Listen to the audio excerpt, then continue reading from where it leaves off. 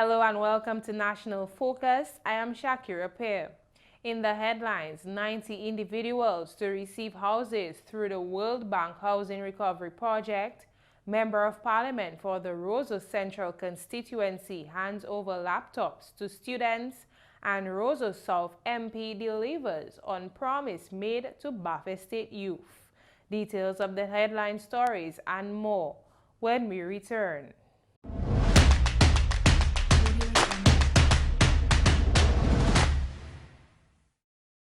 Welcome back. The first 90 beneficiaries under the Dominica Housing Recovery Project have been oriented. The orientation was held on Friday, August 28, 2020 at the St. Alphonsus Parish Hall. The Dominica Housing Recovery Project is one of the many initiatives under the Government Housing Revolution and aims at building resilience in Dominica's housing sector.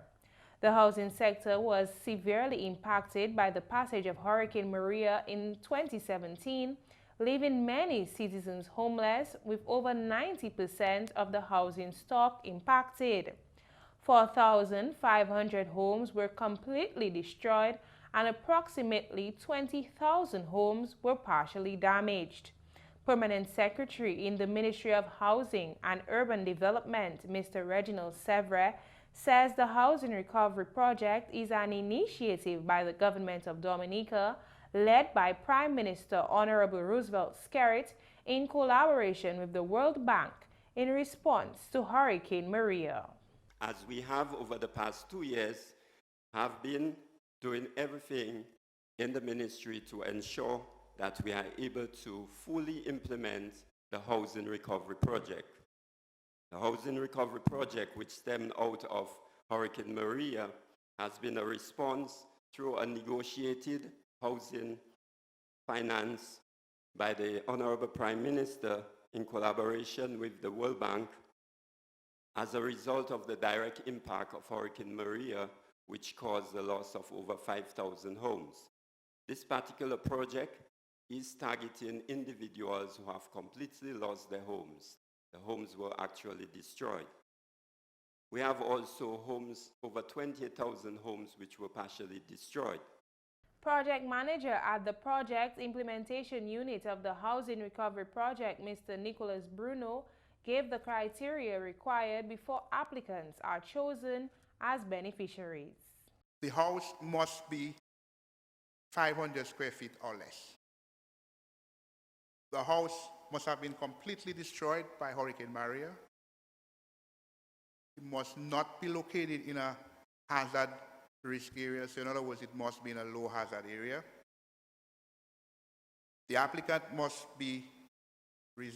have been residing in the house prior to the disaster and is currently a resident of Dominica. The home was uninsured, and the applicant had not received direct reconstruction structural support from one of the other government programs or our donor agencies in excess of $10,000. And finally, the destroyed house had to be the primary resident of the applicant. Senior Minister and Minister for Housing and Urban Development, Honorable Reginald Austrie, says the Housing Recovery Project is different from all the other government housing programs, as the beneficiaries will have full control of all the funds. 90 of you under that project is here to receive confirmation, or you are now being confirmed as having been approved to benefit under that project. And Mr. Bruno has outlined the criteria for whence you came and where you are. And although you will not be receiving a check today, which is what you will get, and that makes this program different from the other programs we have had, where the recipients or the beneficiaries will have full control of the financing, of their financing from day one. You will not be given a check of $125, but that check will be placed in your name at a financial institution, and with the tight level of supervision under that project, you will be able to sign your check when the supervisors or whoever says that you can. Prime Minister of Dominica and Minister of Finance, Honorable Roosevelt Skerrit, thanked the World Bank for being an extraordinary partner to Dominica. I want to thank the World Bank for being an extraordinary partner to Dominica. You know, in the past I've criticized the World Bank for being slow, but I believe in the last several years, they have certainly demonstrated their true commitment. And I believe, without any fear of contradiction, that Dominica has the best working relationship with the World Bank in all of the developing nations of the world. Extraordinary partnership, and I want to thank them for that. The government of Dominica is making strides towards the construction of the international airport, which will be constructed in the northeast of the island. On Thursday, Prime Minister and Minister of Finance, Honorable Roosevelt Skerrit, met property owners of Woodfordale and Wesley to hear and discuss any concerns associated to the construction of the airport and the process of acquiring the land to do so. You must be commended for the spirit with which you have been engaged in the state on this matter. And I can tell you, when we recognize that we are in a state where we can build this international airport, we engaged an independent international firm to come into Dominica and to advise us independently, professionally, where in Dominica they believe would be best suited to build this airport. And they looked at every area, including Portsmouth, as a location, because I wanted to ensure that the decision of where to build an airport, a project of that nature, should not be politically driven. Prime Minister Skerrit says government selected one of the best firms to identify the best location for the international airport, and upon completion of the study, the Wesley and Woodfordale area was selected. I went to America, and we selected a firm from the United States of America. But not any firm, a firm that has had experience in Dominica, in the Caribbean, and in many parts of the world. This is an undisputedly reputable entity. We did have a meeting here sometime last year, and we spoke about the international airport. Obviously, we could not have spoken about land acquisition because there's a process by which you go about acquiring people's property, and I wanted that process to be respected. I wanted us to be very clear as to which areas we're going to be acquiring and whose property we'll be acquiring and so forth. Prime Minister Skerrit informed that government has begun the process of surveying, and recently 26 lots were surveyed. We want to give you the assurance, my friends, that one, we understand the sensitivity of this, and two, we will try to be as facilitated as we can be. The nation's leader says government has concluded negotiation with some property owners who were satisfied with what was being offered by government. There are people who have concluded the negotiations, they're satisfied with what the government negotiators have negotiated with them, and they have signed off on their negotiated price. They present, and you know how the negotiation goes, you have been part of this before and so on.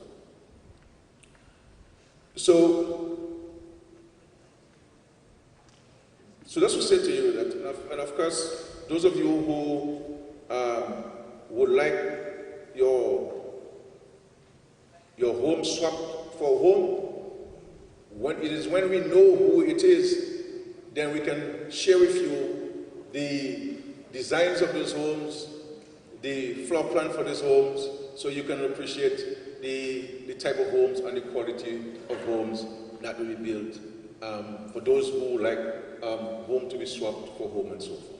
Prime Minister Skerrit says a support mechanism is being put in place for landowners which may suffer from psychological traumas as a result of the loss of their lands. We are in fact putting a support mechanism in place to provide that kind of psychological support to families. As I said, you know, I study psychology, I study human behavior, so I know what you're talking about. Okay, and I understand the emotional aspect and so on. This is why I said we've been very careful, very sensitive to this particular challenge. GIS will bring you more on this in a subsequent newscast. 91 secondary school and college students from the Roseau Central constituency are now better equipped for the 2020-2021 academic year, following a handing over ceremony of laptops on Thursday, August 27, 2020. Parliamentary representative for the Roseau Central constituency, Honorable Melissa Popon-Skerrit, says the donation was made to assist students who may have difficulty accessing an electronic device, especially during the COVID-19 pandemic.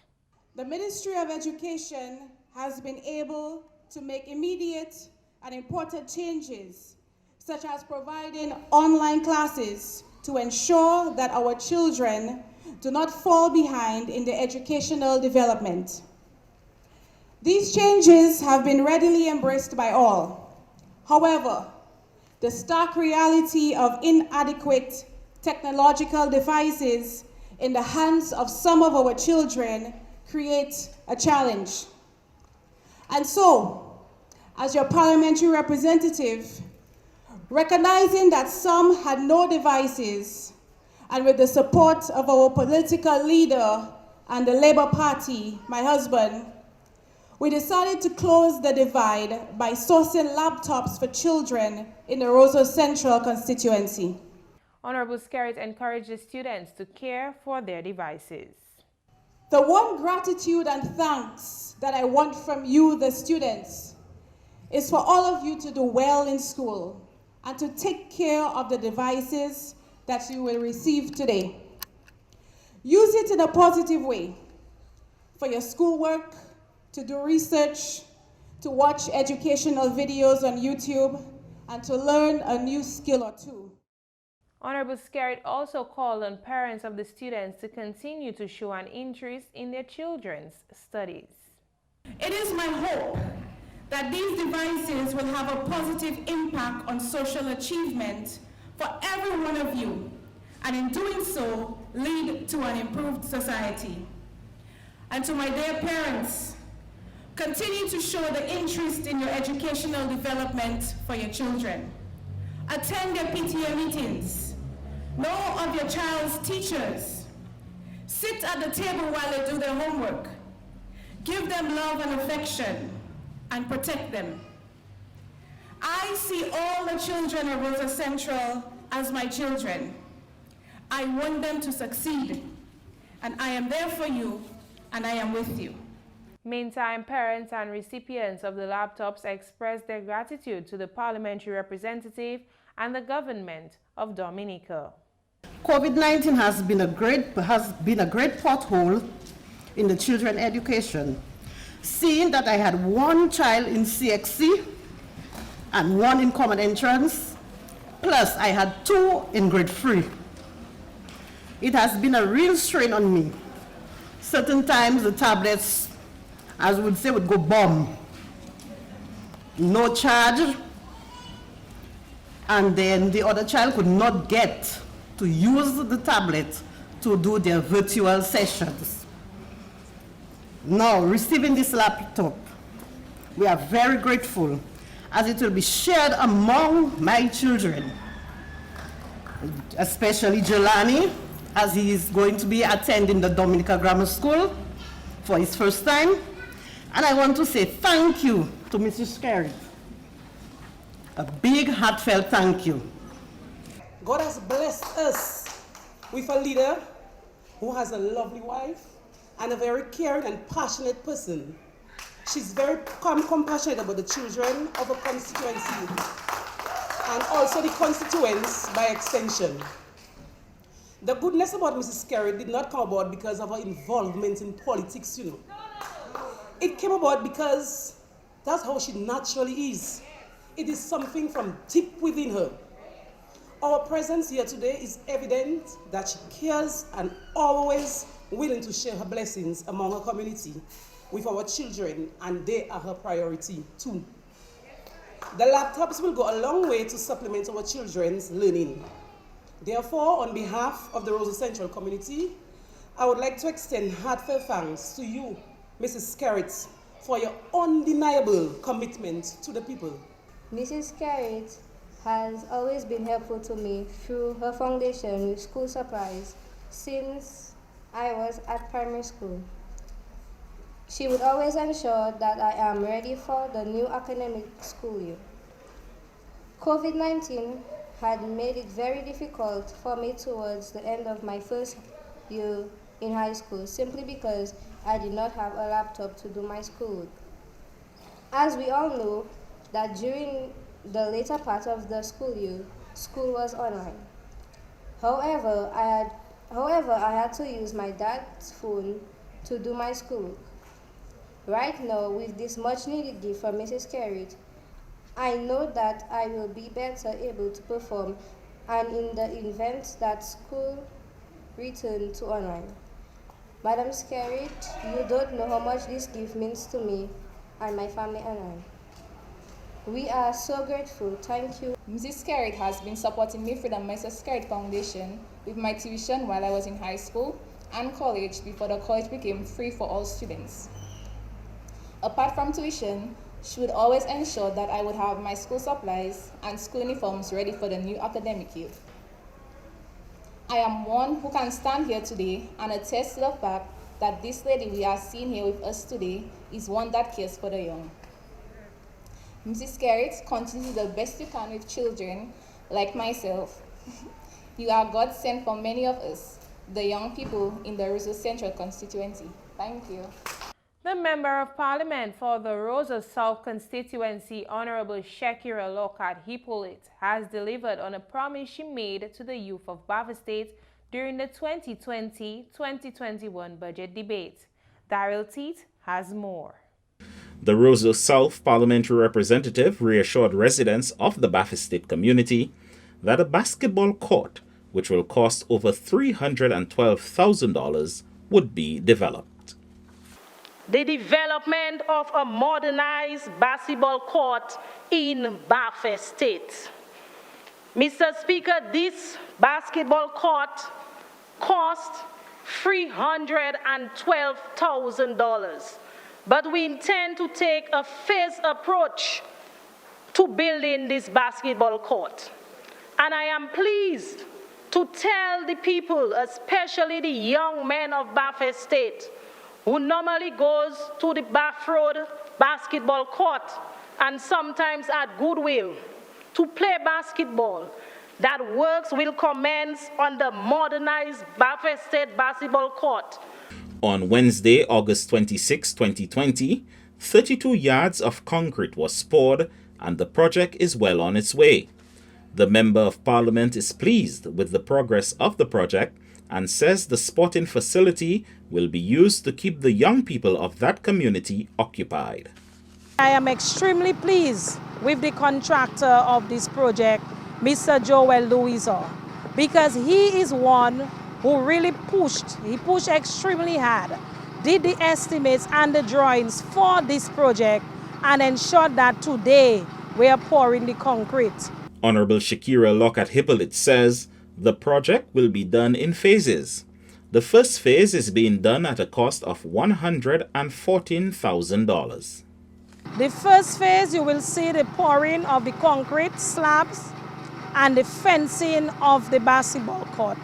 Now, this is not only a basketball court, as I said earlier, it's a multi-purpose court, which means that netball, volleyball, and basketball will be played on this court. We'll also see the lighting of this court in terms of the infrastructure.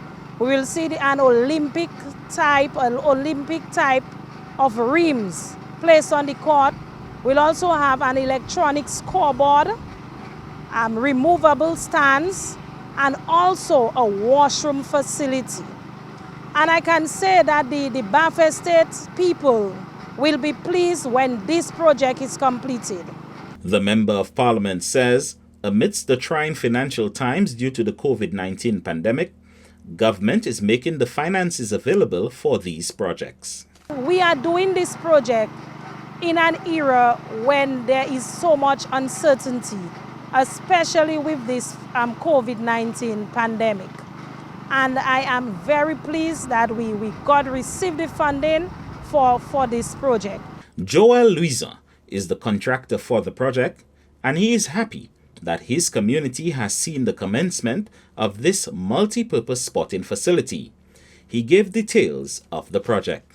The project has been going excellently. We had some obstacles during the rain and the bad weather and the global change, but with the effort of the workers and the determination of the team, we have been pushing and fighting to get everything under control. And since that today, we've been making our first pouring of the concrete. Mr. Louisa thanked the parliamentary representative for her good representation and for making this project a reality for the youth of the community. And give thanks to the Pal Rep, Rosa Sub, Mr. Kira, because we have been asking for it for a long while, and see that it hasn't been a year. It hasn't been a year since she elected, and seeing that we're on that phase, we know we will finish. The Dominica Labour Party government continues to provide avenues for young people to contribute positively to society. The Member of Parliament for the Roseau South constituency says she will continue to represent her constituents and will ensure that each community in her constituency is touched by the ongoing development of government. Daryl Titt for the Government Information Service. You're watching National Focus. More when we return.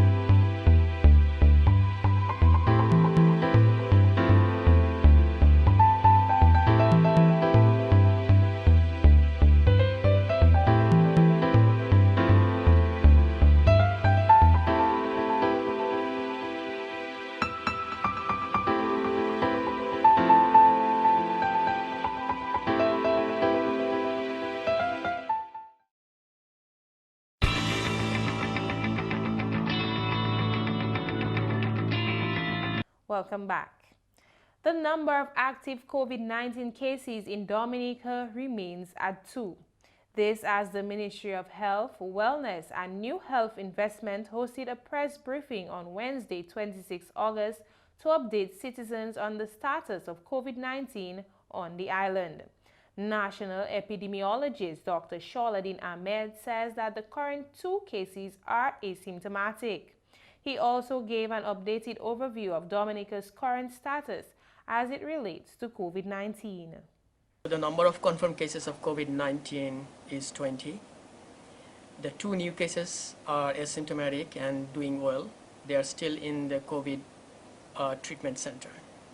So far, number of contact identified, 39. 22 of them are negative and 17 still pending.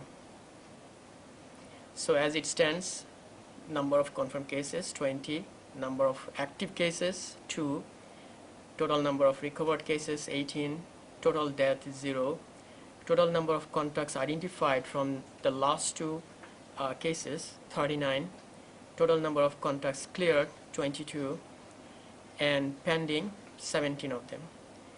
Total number of PCR tests conducted so far, 2,077 of them. And total number of negative PCR results obtained, 2,057. Meanwhile, Environmental Health Officer Mr. Ray Robinson says the Environmental Health Department has an important role to play in combating the spread of COVID-19. As part of primary health care, we at the Environmental Health Department have a critical role to play. This begins at the ports of entry, where teams of competent, motivated, dedicated environmental health officers are stationed. At the ports of entry, our role include boarding every flight coming in to ascertain the health of passengers on board, and that is done through the General Declaration of Health, which is signed by the captain. And once that is completed, then clearance is given for passengers to disembark. Mr. Robinson says that environmental health officers stationed at the ports of entry conduct health assessments for all travelers at the point of disembarkation. We also ensure that travelers wear masks and are observing physical distancing protocols at all times during the arrival process, up to and including departure from the airport. We ensure that travelers' hands are sanitized, and there are a number of sanitizing stations that were erected all around the facility.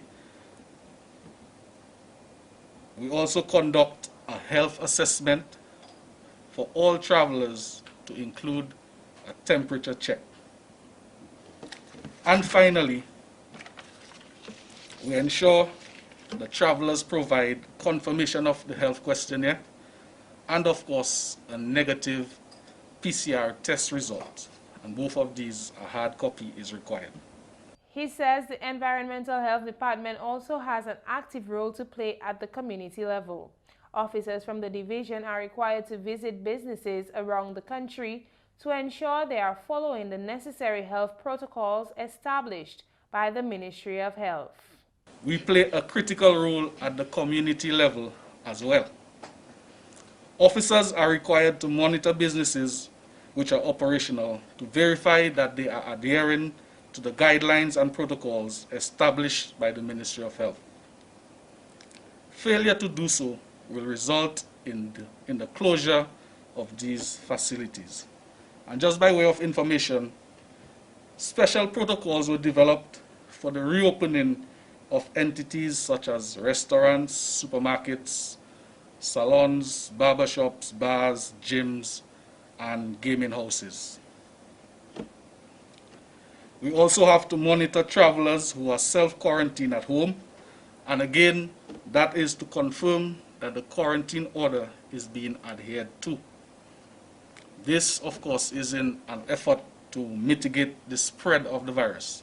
Mr. Robinson then called on citizens to continue following the measures put in place to keep themselves and citizens safe. To complement these comprehensive actions to manage COVID-19 is the fundamental pillar of informing, engaging, listening to, and educating our communities. Officers have been facilitating education sessions at various localities throughout the island. Also, we have partnered with entities such as the Discover Dominica Authority to conduct training with stakeholders within the tourism industry.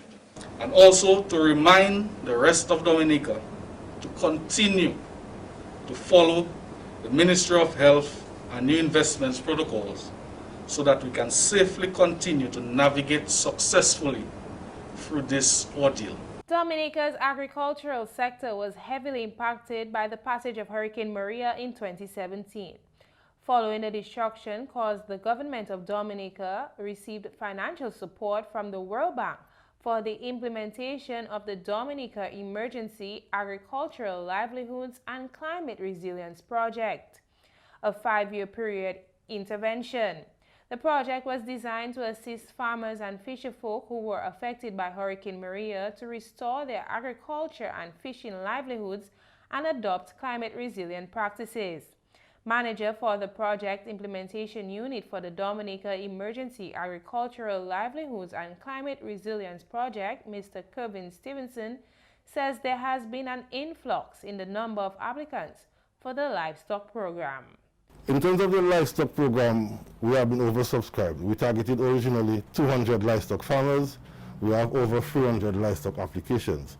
So what we are doing right now, we are prioritizing in that we are ensuring that livestock farmers with animals, especially in light of the hurricane season, these are prioritized. So out of the 300 plus applications, we find that we have 100 plus applications that are farmers with animals.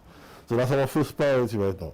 Mr. Stevenson says contractors will be engaged to assist farmers with the construction of livestock structures. The second priority is we have found that with the engagement of the engineer on board, farmers can actually get around 20 to 30% more in their 50% contribution as originally planned. So right now we're doing a re-evaluation. So far we have maybe covered around 60 to 70 farms. We're hoping to complete that process within the next 2 weeks with the engagement of some outside help. But the intention is to prioritize those livestock structures.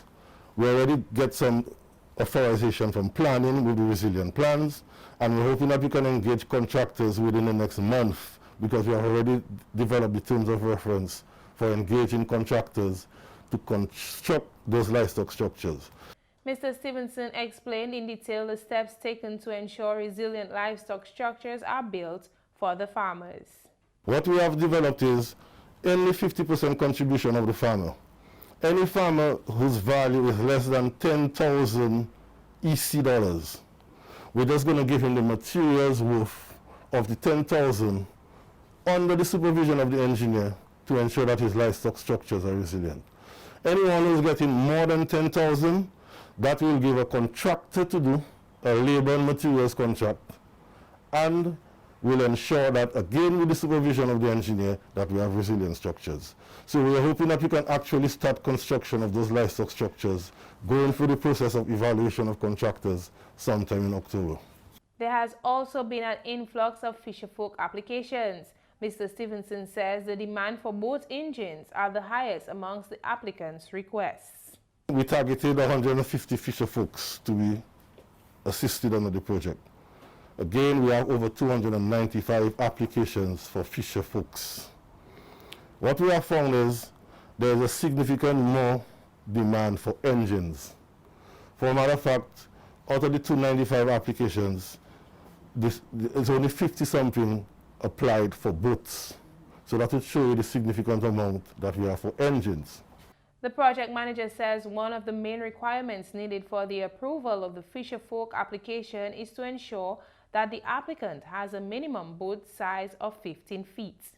The task that we have is to ensure that the people that receive the engines are eligible in the sense that they have a minimum boat size of at least 15 feet, because the minimum engine that we're bringing in is a 50 horsepower engine and a 100 horsepower engine.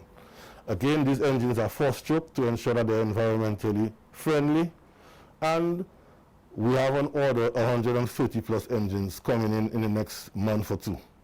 So what we're doing right now is to ensure that the applicants are eligible to receive those engines in terms of the 50% contribution, and they were in the database of the fisheries and have the necessary other requirements. Mr. Stevenson says due to the challenges which were encountered during the COVID-19 pandemic, boat builders will be guided to construct the boats via an online training program. We're hoping that from the engine point of view, that can be resolved in the next couple of months. With regards to the boat building part, we're having discussions with the naval architect. He's from India, so we have been having online discussions. So because of COVID and knowing the challenge of COVID in India, we have modified the training with an online component, again facilitated by our engineer, looking at the plans to work with the boat builders to ensure that we have resilient boats. That is a plan in making, and we're targeting sometime between October to November to start that process of actually building boats. Some of the material needed for constructing the boats are already on island. We have already commenced getting the materials for building what we call the plug, the prototype, which will be actually used in the boat building exercise for constructing those boats to ensure that those boats are not only resilient but unsinkable. And now your weather updates. A high-pressure system will remain dominant across the area over the next 24 hours, generating breezy conditions.